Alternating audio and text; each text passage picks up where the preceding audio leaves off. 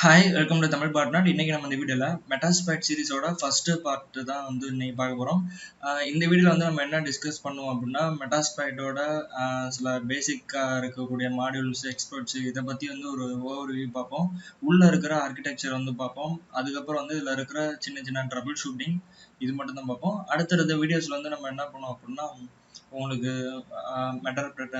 மெட்டர்பிரட்டர் session வந்து handle பண்ணுறது, exploit பண்ணுறது, இந்த மாதிரி விஷயங்கள்லாம் பார்த்துட்டு கடைசியில் வந்து இந்த செஷன் முடிய போகிறப்ப நம்ம வந்து ஃபஸ்ஸிங்லாம் எப்படி பண்ணுறது, எக்ஸ்பர்ட் வந்து எப்படி டெவலப் பண்ணுறது அப்படிங்கிறதையும் வந்து நம்ம கவர் பண்ணுவோம். இந்த சீரீஸ் வந்து கண்டிப்பாக நல்லா போகும் அப்படின்னு நான் நம்புகிறேன். ஏன்னா அது வந்து எக்ஸ்பர்ட் டெவலப்மெண்ட்டும் வந்து நம்ம சேர்த்து தான் கவர் பண்ண போகிறோம் அப்படிங்கிறனால.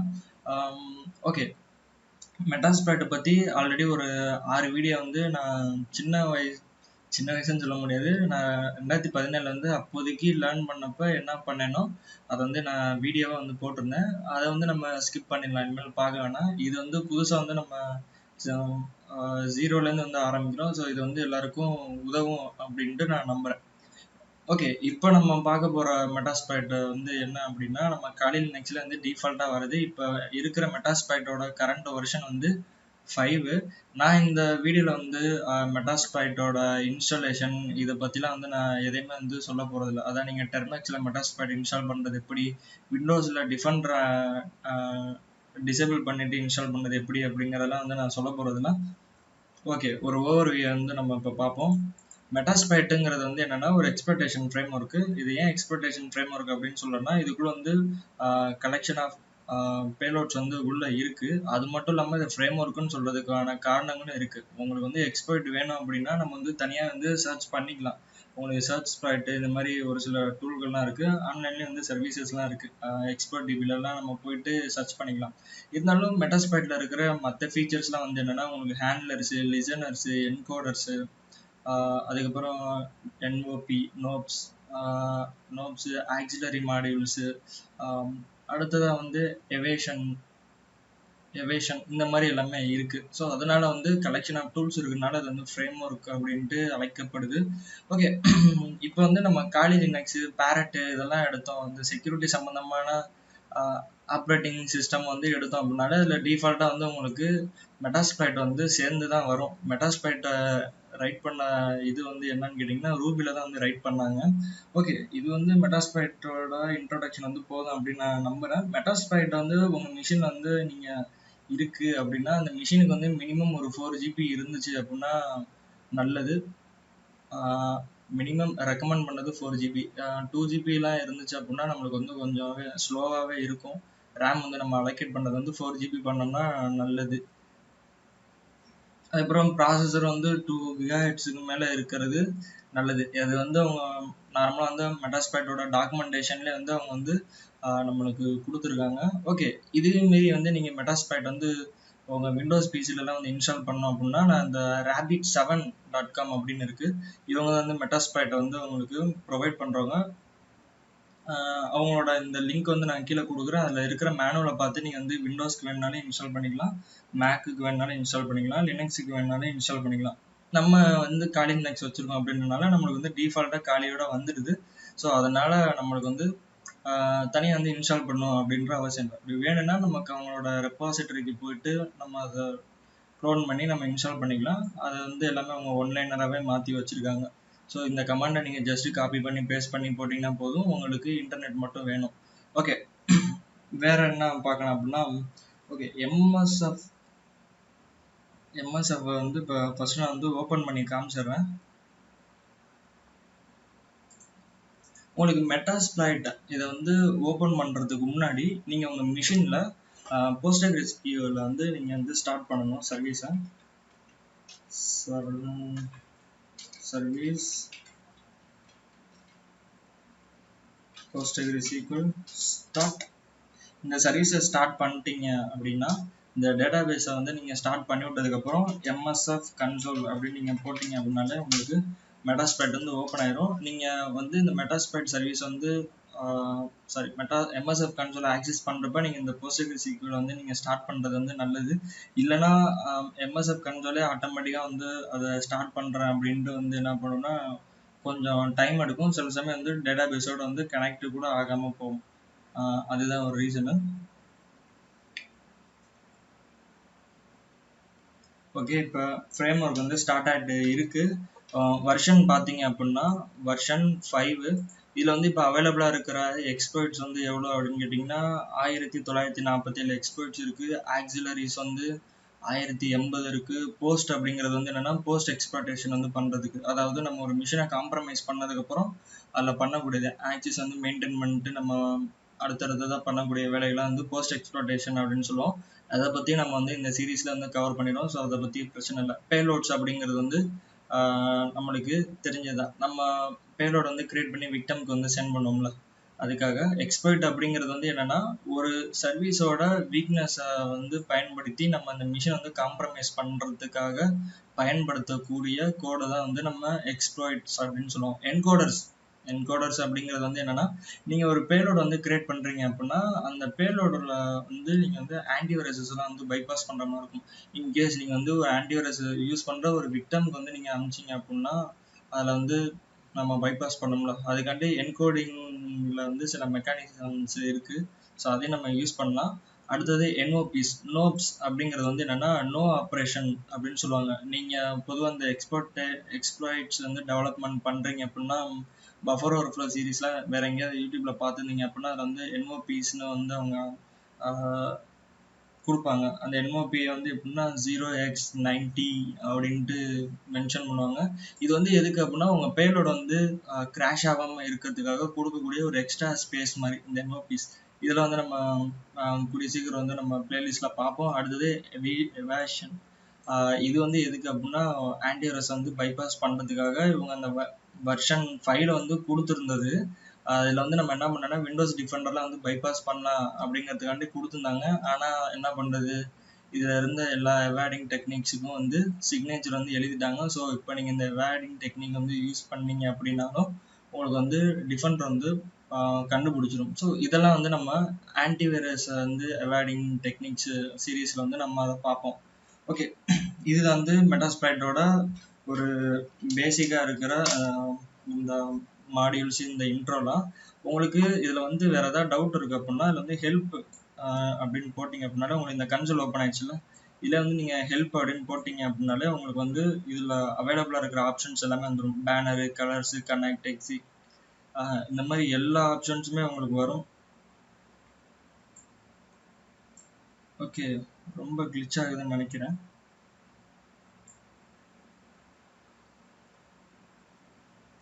இந்த எல்லா ஆப்ஷன்ஸும் உங்களுக்கு வந்து அவைலபிளாக இருக்கும். ஸோ இதை பற்றி எல்லாமே வந்து நம்ம அடுத்தடுத்ததில் பார்ப்போம்.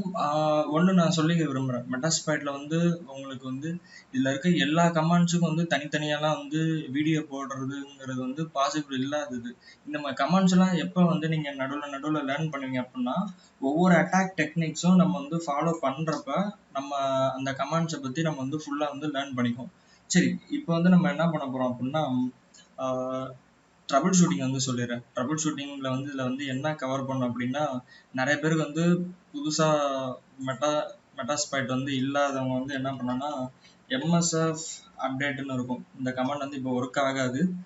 நீங்கள் என்ன பண்ணணும் அப்படின்னா MSF அப்டேட்டுங்கிறது வந்து முன்னாடி பழைய வெர்ஷன் வந்து ஒர்க் ஆகிட்டு இருந்துச்சு. எதுக்குன்னா மெட்டாஸ்ப்ளாய்ட் வந்து அப்டேட் பண்ணுறதுக்கு. ஒருவேளை நீங்கள் பழைய வெர்ஷன் மெட்டாஸ்ப்ளாய்ட் யூஸராக இருந்தீங்க அப்படின்னா ஆப்ட் இன்ஸ்டால் மெட்டாஸ்ப்ளாய்ட் -framework அப்படின்ற இந்த கமாண்டை போட்டிங்க அப்படின்னா நியூ வெர்ஷன் மெட்டாஸ்ப்ளாய்ட் வந்து டவுன்லோட் ஆயிரும். டவுன்லோட் ஆகிறப்ப உங்களுக்கு வந்து அப்டேட் ஆயிரும். அதுதான் இந்த இடத்துல அவங்க சொல்ல வராங்க. அதுக்கப்புறம் வந்து நிறைய பேர் வந்து இந்த MSF கன்சோலை வந்து நீங்கள் ஓப்பன் பண்ணிவிட்டு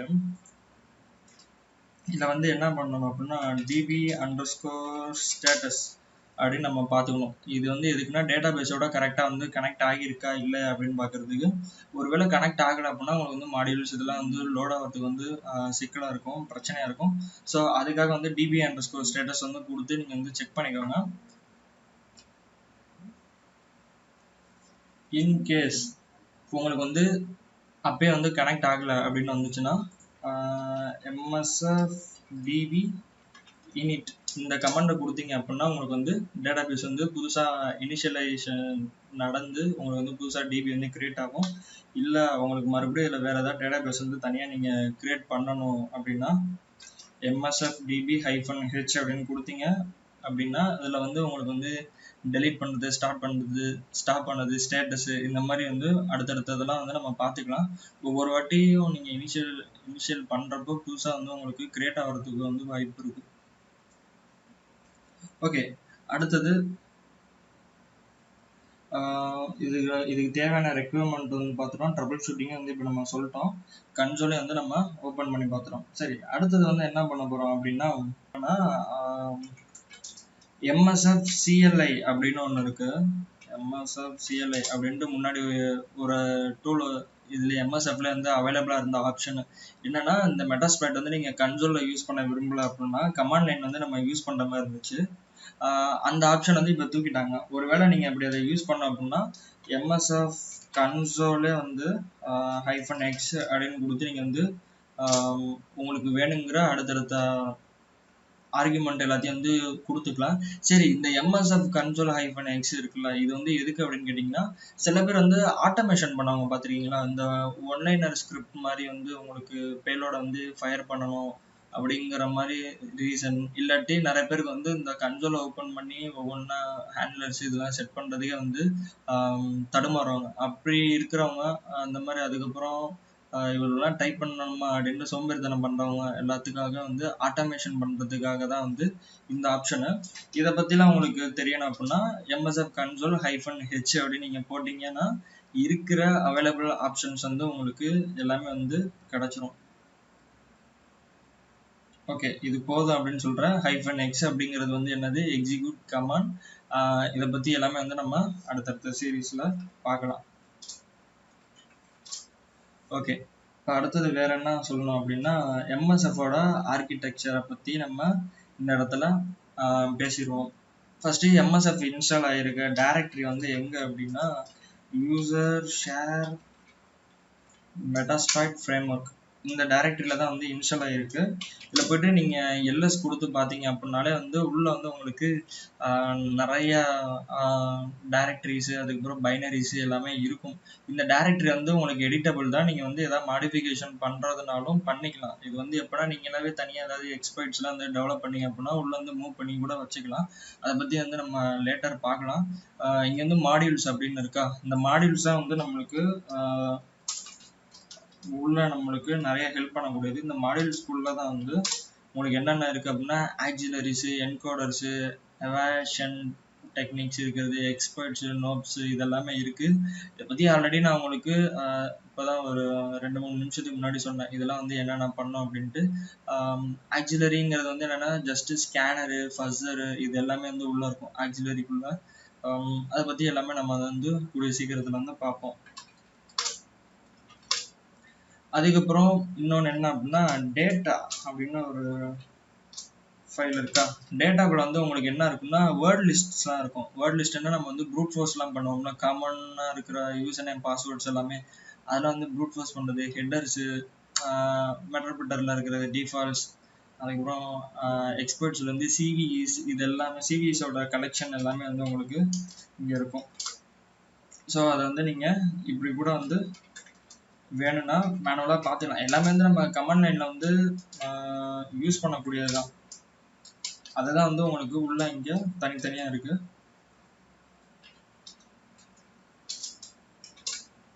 லைப்ரரி அதை வந்து பார்த்துருவோம். அது வந்து லிப்னு இங்கே இருக்கா, இதுதான் வந்து லைப்ரரிஸ்.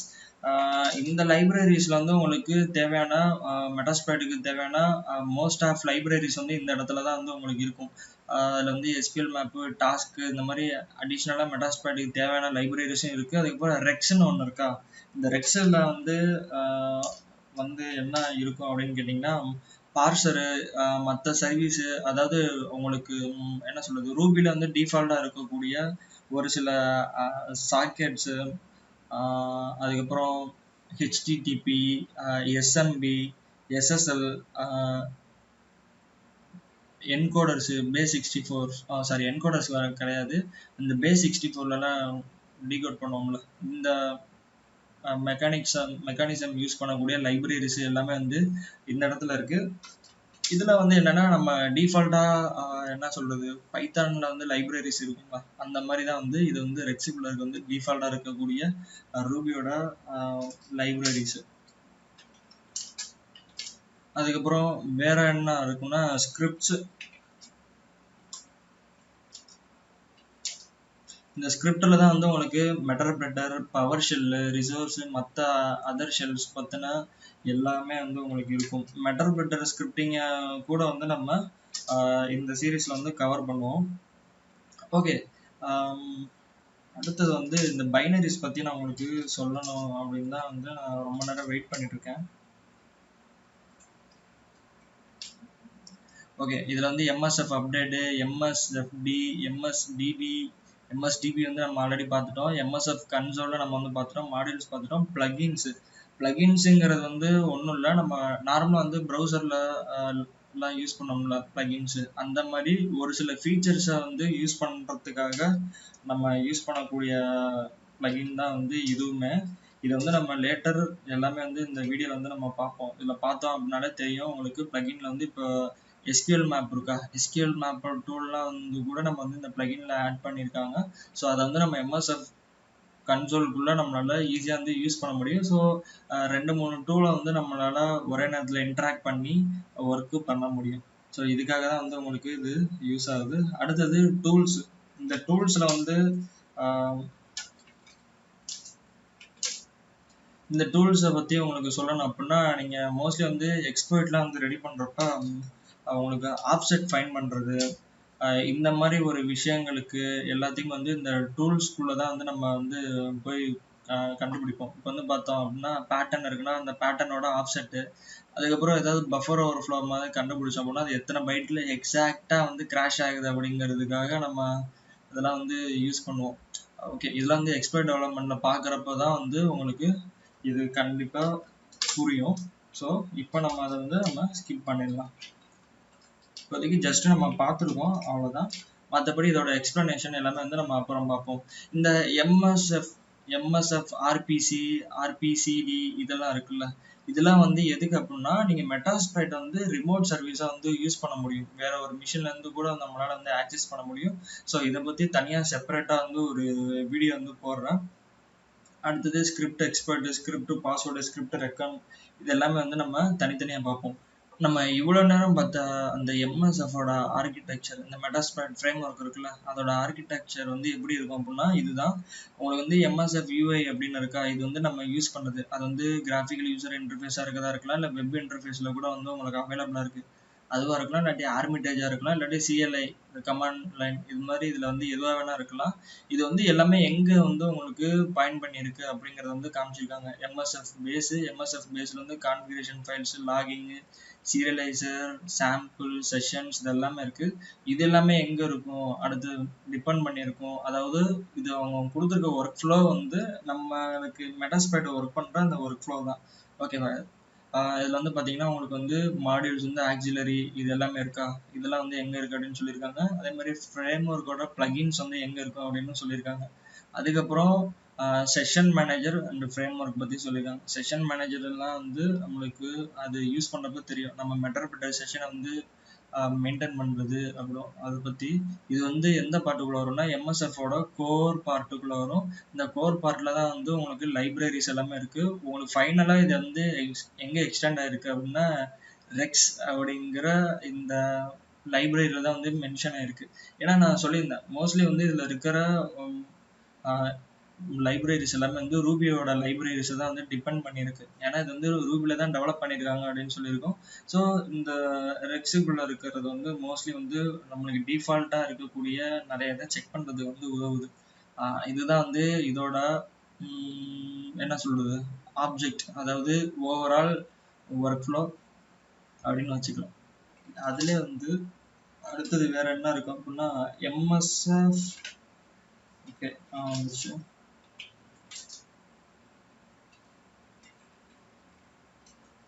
இப்போ எம்எஸ்எஃப் அப்படின்னு டைப் பண்ணிங்கன்னா வச்சுக்கோங்களேன், இதில் இருக்கிற மற்ற அவைலபிள் பைனரிஸ் எல்லாமே வந்து நம்ம பார்க்கலாம்.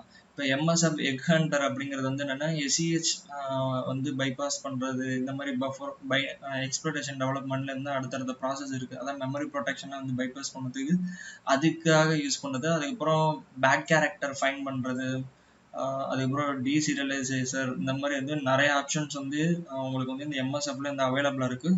ஸோ இதையும் வந்து நம்ம எப்படி யூஸ் பண்ணுறது அப்படின்னு பார்க்கலாம். சேம் வந்து உங்களுக்கு எக்ஸ்ப்ளாய்ட்ஸுக்குள்ளே இருந்தால் மோஸ்ட் ஆஃப் டூல்ஸாக வந்து உங்களுக்கு இப்போ அங்கே வந்து வெளியவே கொண்டு வந்திருக்காங்க. அதே மாதிரி பேட்டர்ன் வந்து ஃபைன் பண்ணுறது, பேட்டர்ன் கிரியேட் பண்ணுறது. அதுக்கப்புறம் இந்த நாசம் ஷெல் அப்படிங்கிறது வந்து எதுக்கு அப்படின்னா நீங்கள் கொடுக்குற இந்த இன்ஸ்ட்ரக்ஷன் ஆப் கோட்ஸ் எல்லாம் வந்து உங்களுக்கு கன்வெர்ட் பண்ணி கொடுக்கறதுக்காக யூஸ் பண்ணுறது. இது எல்லாமே வந்து நம்ம பார்ப்போம். உதாரணத்துக்கு இப்போ எம்எஸ்எஃப் நாசம் ஷெல் கொடுத்தோம் அப்படின்னா